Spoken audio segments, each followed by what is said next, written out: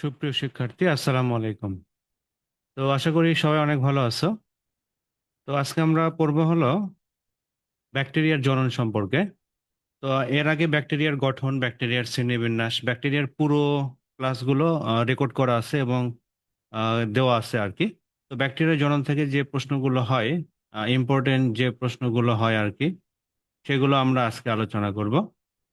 তো মন দিয়ে শোনো, এখান থেকে কি প্রশ্ন হয়।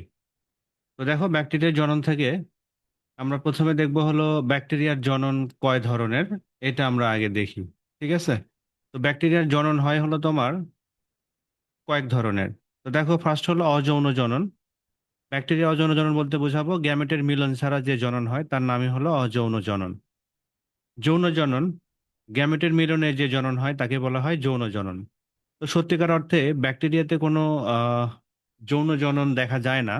কারণ হলো ব্যাকটেরিয়াতে তোমার হলো মাইটোসিস, কোষ বিভাজন ঘটে না। ঠিক আছে? সরি, ব্যাকটেরিয়াতে মিওসিস, কোষ বিভাজন ঘটে না। এ কারণে সত্যিকারে এদের কোনো প্রকার গ্যামেট তৈরি হয় না। এজন্য এদের সত্যিকারে যৌন জনন নাই। তবে যৌন জননের মতো জনন দেখা যায়। সেগুলো হলো কনজুগেশন, ট্রান্সফরমেশন, তারপর ট্রান্সডাকশন। এই যে কনজুগেশন, তারপরে হলো ট্রান্সফরমেশন, ট্রান্সডাকশন, এগুলো হলো যৌন জননের মতো আর কি। এবার আসে হলো দ্বিবিভাজন হয় অনুকূল পরিবেশ যখন থাকে ব্যাকটেরিয়াতে, তখন দ্বিবিভাজন হয়। এই যে আমরা দেখলাম অযৌন জনন, এগুলো মনে রাখতে হবে, স্টার তথ্য। আর প্রতিকূল পরিবেশে বিশেষ অযৌন জনন হয়, তখন স্পোর তৈরি হতে পারে। তখন তৈরি হতে পারে হলো স্পোর। এবার দেখা হলো যৌন জনন। যৌন জনন হয় হলো বিরল ক্ষেত্রে, ব্যাকটেরিয়াতে সত্যিকারের যৌন জনন হয় না, বিরল ক্ষেত্রে যৌন জনন হয়। এই তিনটে মনে রাখা লাগবে আমাদের। এবার চলে যাচ্ছে হলো পরেরটাতে, দ্বিবিভাজন প্রক্রিয়া। তো ব্যাকটেরিয়াতে সবচেয়ে বেশি দেখা যায় যে প্রক্রিয়া, সেটা হলো দ্বিবিভাজন প্রক্রিয়া। তাহলে ব্যাকটেরিয়াতে সবচেয়ে বেশি দেখা যায় হলো দ্বিবিভাজন প্রক্রিয়া। এটা হলো প্রধান এবং দ্রুততম জনন পদ্ধতি, এটা অযৌন জনন। দ্বিবিভাজন কেন বলা হয়?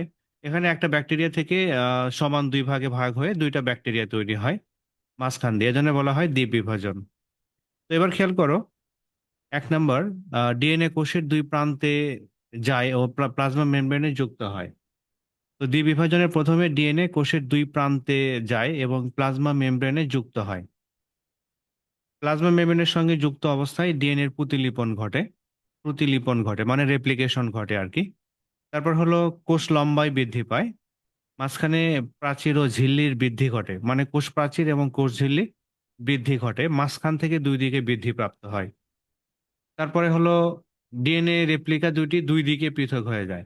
অর্থাৎ ডিএনএ যে অপত্য দুইটা খণ্ড তৈরি হলো, সেই দুইটা খণ্ড কি করে, মাঝখান থেকে দুই দিকে সরে চলে যায়। ঠিক আছে? এবার আসি প্লাজমা মেমব্রেন ভেতরে ঢুকে যায়। প্লাজমা মেমব্রেনটা, ধরো এটা প্লাজমা মেমব্রেন ছিল, আগে এমন ছিল, এবার কি হবে, এরকম মাঝখান থেকে ভেতরে ঢুকে যাবে প্লাজমা মেমব্রেন। এই বাইরে আছে হলো তোমার কোষ প্রাচীর, এই তো। তাহলে এদিকে আছে ডিএনএ, এদিকেও আছে হলো তোমার ডিএনএ। প্লাজমা মেমব্রেন ভিতরে ঢুকে যায়। এবার হলো টার্গার প্রেসার বা টার্গার চাপে দুটো অপত্য কোষ সম্পূর্ণ আলাদা হয়ে যায়, এবং প্রেসারের কারণে মাঝখানে প্রেসার তৈরি হয়, ফলে কোষ দুটো দুই দিকে আলাদা হয়ে চলে যায়। তাহলে ই কোলি কিন্তু প্রতি 20 মিনিটে দ্বিগুণ বংশ তৈরি করতে পারে দ্বিবিভাজন প্রক্রিয়ায়। আর 24 ঘন্টায় ই কোলি 72টা তোমার প্রজন্ম তৈরি করতে পারে এই দ্বিবিভাজন প্রক্রিয়ায়। ঠিক আছে? তাহলে চিন্তা করো, একটা ই কোলি প্রতি 20 মিনিটে দ্বিগুণ হতে পারে এই দ্বিবিভাজন প্রক্রিয়ায়।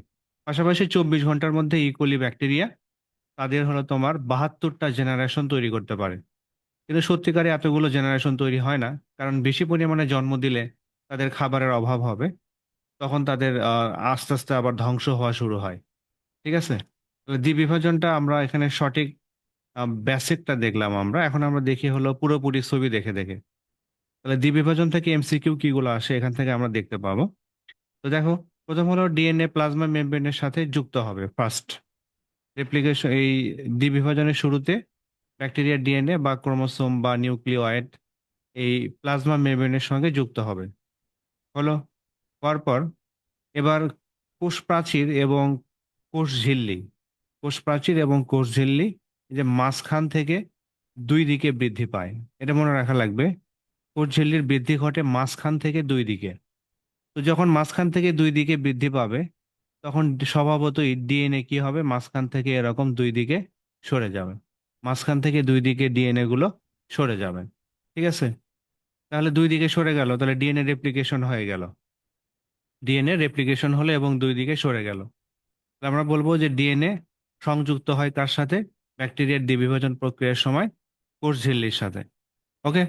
আর ডিএনএ যেখানে যুক্ত হয় কোষ প্রাচীর এবং কোষ ঝিল্লির বৃদ্ধি সেখান থেকে দুই দিকে হয়, মাঝখান থেকে দুই দিকে বৃদ্ধি পায়। ফলে ডিএনএ যে রেপ্লিকেশন হলো সেটা দুই দিকে সরে যায়। এবার দেখো, যে প্রান্ত থেকে দুই দিকে সরে গেছে সে মাঝ বরাবর কোষ ঝিল্লি ভিতর দিকে ঢুকে পড়ে। এই যে কোষ ঝিল্লি ভিতর দিকে ঢুকে পড়ছে। পরে কোষ প্রাচীরও এদিকে ঢুকে পড়ে, ভিতর দিকে ঢুকে পড়ে। একে বলা হয় ইনভ্যাজিনেশন। ইনভ্যাজিনেশন প্রক্রিয়া এই কাজটা হয়। অবশেষে এখানে প্রচুর পরিমাণে টার্গার প্রেসার তৈরি হয়, হওয়ার ফলে মাঝখান দিয়ে কেটে এই যে দুইটা কোষ তৈরি হয়। এটা হলো দ্বিবিভাজন। তাহলে আমাদের মনে রাখতে হবে যে দ্বিবিভাজন প্রক্রিয়ায় একটা ইকোলি, ঠিক আছে, মাত্র তোমার হলো 20 মিনিটে দ্বিগুণ হতে পারে, 20 মিনিটে দ্বিগুণ হতে পারে।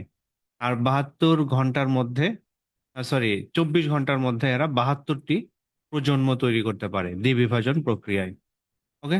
দ্বিবিভাজন থেকে পরেরটাই যায়, মুকুলোদ্গম ও এন্ডোস্পোর। মুকুলোদ্গম, মুকুলোদ্গম বলতে আমরা কি বুঝি? তোমরা দেখো, বাঁশ যখন তোমরা দেখছো, তো বাঁশ, এটা বড় বাঁশ, দেখবে এর গোড়া থেকে এরকম করে মুকুল ওঠে, কোরল বলি আমরা এটাকে। ঠিক আছে? তো এটা হলো বাঁশ, দেখবে এর গোড়া থেকে এরকম মুকুল ওঠে, কুড়ি বলি আমরা। তো এই যে কুড়ির মতো, এটা অঙ্গজ প্রজনন, এটা একটা, বুঝছো? কুড়ির মতো এরকম তৈরি হওয়া, সেটার নামই হলো মুকুলোদ্গম।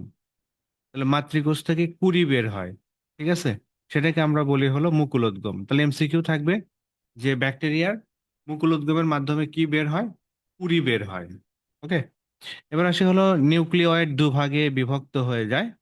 নিউক্লিওয়েড যেটা ছিল, ধরো এটা হলো ব্যাকটেরিয়া, এর ভিতরে নিউক্লিওয়েড ছিল। এখন এখান থেকে যদি তোমার কুড়ি বের হয়, এরকম করে কুড়ি বের হচ্ছে, তখন নিউক্লিওয়েডটা বিভাজিত হবে হয়ে অর্ধেক চলে যাবে হলো এই কুড়ির ভিতরে। ঠিক আছে? তাহলে কুড়িতে যে নিউক্লিয়াস থাকে সেটা হলো কার কপি? মাতৃ ব্যাকটেরিয়ার কপি। এটা মনে রাখা লাগবে। এবার আসি, মুকুল মাতৃকোষের যখন সমান হয়ে যায়, এখন দেখো মুকুল প্রথম ছোট্ট হয়ে বের হয়েছিল, পরে দেখা গেল সে নিজেই মাতৃকোষের এরকম সমান হয়ে গেছে। তখন কুড়ির এই জায়গাটা ভেঙে যায়, ফলে দুইটা ব্যাকটেরিয়া পৃথক হয়ে যায়। এটা হলো মুকুলোদ্গম। তো দুইটা জিনিস মনে রাখবো, মুকুলোদ্গমে যে কি তৈরি হয়, কুড়ি তৈরি হয়, আর কুড়ির ভেতরে কি প্রবেশ করে? মাতৃ নিউক্লিয়েড বা মাতৃ ডিএনএ এর কপি প্রবেশ করে এর ভিতরে। এবার আসে হলো অ্যান্ডোস্পোর। তো যখন তোমার ব্যাসিলাসি গোত্রে ব্যাকটেরিয়ার এই অ্যান্ডোস্পোর তৈরি হয়, তো অ্যান্ডোস্পোর কি দেখো, অ্যান্ডো মানে হলো ভিতরে, স্পোর মানে তো স্পোর তৈরি হওয়া। তো প্রতিকূল পরিবেশে ব্যাকটেরিয়া যখন তোমার খাবারের অভাব দেখা দেয়, উপকূল অনুকূলে তোমার কোনো তাপমাত্রা থাকে না, তখন বিপদ দেখা দেয়। তখন ব্যাকটেরিয়া তার দেহের বাইরে একটা আবরণ সৃষ্টি করে, শিষ্ট আবরণ তৈরি করে, এবং এর ভিতরে তার প্রোটোপ্লাজমকে সংকুচিত করে ফেলে। ঠিক আছে? তাহলে সংকুচিত করে ফেললো, তাহলে ধরো এটা ব্যাকটেরিয়া, তার প্রোটোপ্লাজম হলো তোমার এটা, নিউক্লিওয়েড আছে এখানে। যখন প্রতিকূল পরিবেশ দেখা দেবে, তখন সে তার এই প্রোটোপ্লাজমকে সংকুচিত করে ফেলে, এরকম সংকুচিত করে ফেলে। আর এই বাইরে দিয়ে ব্যাকটেরিয়ার একটা কাভার তৈরি হয়, প্রতিরক্ষা আবরণ সিস্ট তৈরি হয়। এই যে প্রোটোপ্লাজম সংকুচিত করে ফেললো, এর ভিতরে সে সুপ্ত অবস্থায় টিকে থাকে। আর যখন তোমার হলো অনুকূল পরিবেশ ফিরে আসে, তখন এই প্রোটোপ্লাজমটা আবার অঙ্কুরিত হয় হয়ে নতুন ব্যাকটেরিয়া তৈরি করে। এটাকে বলা হয় হলো এন্ডোস্পোর। এই স্পোরটাকে বলা হবে এন্ডোস্পোর। ওকে। তাহলে এন্ডোস্পোর একটা মাত্র ব্যাকটেরিয়া কোষই তৈরি করতে পারে। এজন্য এটাকে আমরা প্রকৃত জনন বলতে পারি না, যে একটা ব্যাকটেরিয়া ছিল সেখান থেকে আরেকটা ব্যাকটেরিয়াতে তৈরি হলো, জাস্ট খালি কিছুদিন লুকিয়ে ছিল আর কি, এরকম। তো অনেক সময় ক্ষেত্রে দেখা গেছে যে কোনো কোনো অ্যান্ডোস্পোর 50 বছর পর্যন্ত সুপ্ত অবস্থায় থাকতে পারে। এটা কিন্তু মারাত্মক ব্যাপার, ব্যাকটেরিয়ার টিকে থাকার একটা কৌশল এটা একটা। তো এবার আসি হলো গনেডিয়া। গনেডিয়া কি? তো কিছু সূত্রাকার ব্যাকটেরিয়ার, ঠিক আছে, অভ্যন্তর থেকে গনেডিয়া বের হয়, আর অনুকূলে পূর্ণ ব্যাকটেরিয়া হয়। ব্যাপার কি খেয়াল করো। ধরো এটা হলো ব্যাকটেরিয়া, এটা হলো এরকম সূত্রাকার অবস্থায় আছে, চেইন অবস্থায়। তো যখন তোমার হলো প্রজনন কাল উপস্থিত হয়, তখন দেখা গেল এই চেইন থেকে, ঠিক আছে, তোমার এই চেইন থেকে কোনো একটা চেইন থেকে এরকম বের হয় হলো গনেডিয়া। গনেডিয়া বের হয় এবং সেটা আবার পৃথক হয়ে গিয়ে অনুকূলে পূর্ণ একটা ব্যাকটেরিয়া তৈরি করে। এটাও কিন্তু এক ধরনের আহ ইয়ে বলতে পারো তুমি, অযৌন জনন, অঙ্গজ জননও বলতে পারো। তাহলে গনেডিয়া তোমার হলো সূত্রাকার ব্যাকটেরিয়াতে তৈরি হয়, মনে রাখা লাগবে, গনেডিয়া সূত্রাকার ব্যাকটেরিয়াতে তৈরি হয়। পরে আসি কনজুগেশন। তো ব্যাকটেরিয়াতে যৌন জনন হলো মূলত কনজুগেশন ধরনের। তো দাতা এবং গ্রহিতা কোষের মধ্যে বংশগতীয় বস্তুর স্থানান্তরকে বলা হয় কনজুগেশন। ব্যাপার কি খেয়াল করো। আর এটা হলো একটা ব্যাকটেরিয়া, আর এই পাশেও আরেকটা ব্যাকটেরিয়া। এটা হলো এ ব্যাকটেরিয়া, এটা হলো আমার বি ব্যাকটেরিয়া। তো এই ব্যাকটেরিয়ার তোমার যে ডিএনএ আছে, এই ব্যাকটেরিয়ার মাঝখানে একটা নল তৈরি হয়। এই নলের মধ্য দিয়ে এ ব্যাকটেরিয়ার ডিএনএ এ পাশে আসে, বি ব্যাকটেরিয়ার ডিএনএ এখানে আসে। এই যে ক্রোমোজোমীয় বস্তু বা বংশগতীয় বস্তুর আদান প্রদান ঘটে, এটাকে বলা হয় হলো কনজুগেশন। কার মাধ্যমে ঘটে? কনজুগেশন নালীর মাধ্যমে। কনজুগেশন নালীর মাধ্যমে, ঠিক আছে। তো সাধারণত এই পথে তোমার হলো ঘটে হলো স্থানান্তর ঘটে হলো প্লাজমিডের বেশি স্থানান্তর ঘটে। সরাসরি সূত্রাকার ব্যাকটেরিয়ার, সরি, সূত্রাকার ডিএনএর স্থানান্তর নাও ঘটতে পারে, ঠিক আছে। তাহলে প্রথমে কি হয়, তাহলে এটা হলো প্লাজমিড এই ব্যাকটেরিয়ার, আবার এখানে এরও এটা হলো প্লাজমিড। প্লাজমিড আগে কপি হয়, প্রতিলিপি হয়, হয়ে এই পথে এই পাশে চলে আসে ওই প্লাজমিড, আবার এই পথে এই প্লাজমিডটা এই পাশে পার হয়ে যায়, এর যে একটা কপি সেটা এই পাশে পার হয়ে যায়। এটা হলো কনজুগেশন। তাহলে কনজুগেশন থেকে সবচেয়ে বেশি কমন যে প্রশ্নগুলো আসবে সেটা হলো কনজুগেশনের মাধ্যমে ব্যাকটেরিয়ার যৌন জনন ঘটে। ফেক যৌন জনন বা নকল যৌন জনন বলতে পারো, কিন্তু সেই যৌন জননটা ঘটে কার মাধ্যমে? কনজুগেশনের মাধ্যমে। কনজুগেশনের মাধ্যমে দাতা এবং গ্রহিতা কোষের মধ্যে বংশগতীয় বস্তুর স্থানান্তর ঘটে।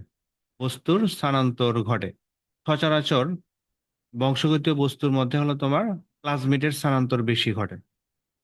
এবার আসি হলো এই কনজুগেশন নালী তৈরি হয়। কনজুগেশন নালী তৈরি হয় কনজুগেশনে। কনজুগেশন নালীটা মূলত হলো আহ, পিলি আমরা পড়ছি, বহু বচনে পিলি, এক বচনে পিলাস। পিলি কি করে? কনজুগেশন নালী তৈরি করে, ওদের বলা হয় সেক্স পিলি। ঠিক আছে, আমরা পড়ছি আগের দিন সেক্স পিলি। এবার আসি হলো তারপরটা যেটা থাকতে পারে সেটা হলো প্লাজমিড স্থানান্তরিত হয়, স্থানান্তরের আগে তোমার হলো কপি তৈরি করে নিজে নিজে। তো বহু ব্যাকটেরিয়ায় এই সময় বংশগতীয় বস্তুর আদান প্রদান ঘটে আর কি, প্রতিদান মানে এ নেয় ও ওকে আবার পার করে দেয় এরকম। তো যৌন জননে গ্যামেট তৈরি হয় না, ব্যাকটেরিয়ার যৌন জননে কোনো গ্যামেট তৈরি হয় না, এগুলো ভেরি ইম্পর্টেন্ট, মনে রাখা লাগবে। ব্যাকটেরিয়ার যৌন জননে কোনো গ্যামেট তৈরি হয় না, এদের কোনো মিওসিস ঘটে না। কারণ কি? প্রকৃত ক্রোমোসোম নাই, প্রকৃত ক্রোমোসোম না থাকলে মিওসিস ঘটবে না।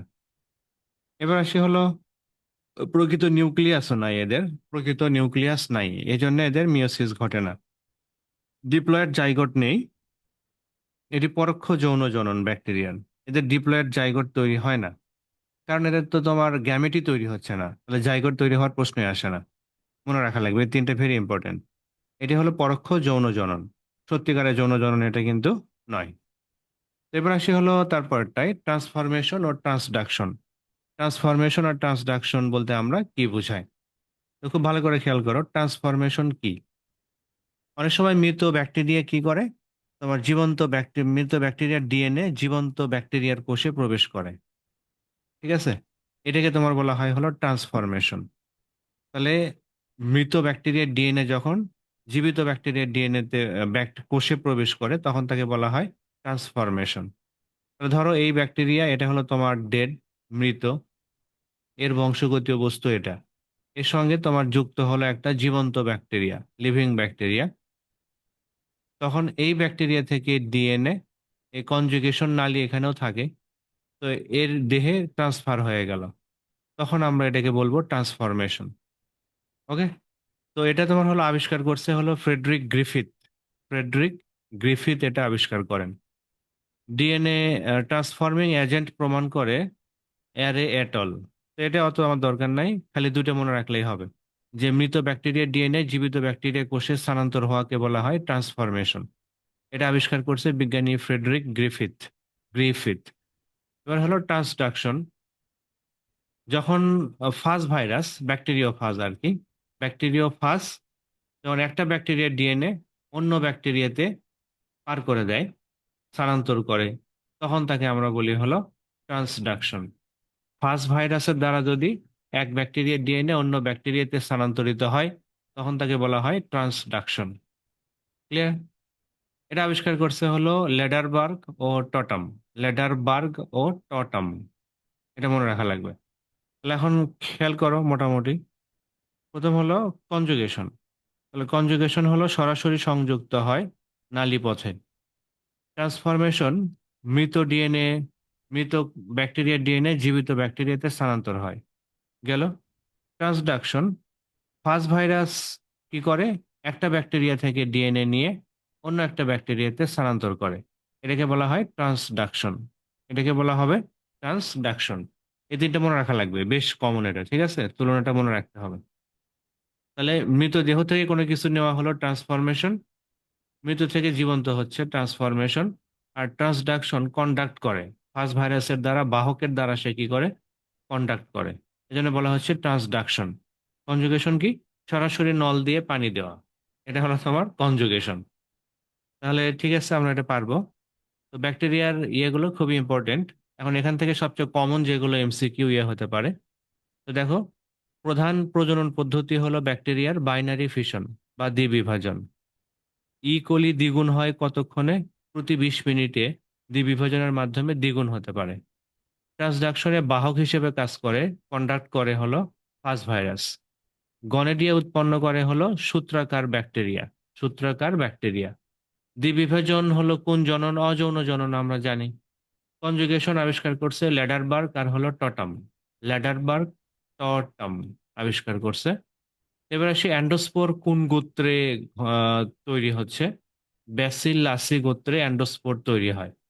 অ্যান্ডোস্পোর কি জনন? না, এটা শুধু টিকে থাকার কৌশল, সত্যিকারে কিন্তু অযৌন জনন নয়। কারণ ব্যাকটেরিয়ার সংখ্যা বাড়ে না, সংখ্যা না বাড়লে তো প্রজনন হবে না। ঠিক আছে? তাহলে এই পর্যন্ত থাকলো, বাসায় প্র্যাকটিস করো। ঠিক আছে? তো তুমি পারলে এগুলো ভালোভাবে দেখে নিতে পারো, সার সংক্ষেপ। আমরা এগুলো অলরেডি পড়ে ফেলেছি। অ্যান্ডোস্পোর, কনজুগেশন, ট্রান্সফরমেশন, ট্রান্সডাকশন, সবগুলো আমরা পড়ছি এগুলো। ওকে? তাহলে বাসায় প্র্যাকটিস করতে হবে তোমাকে, বারবার প্র্যাকটিস করলেই আমরা পারবো আশা করি।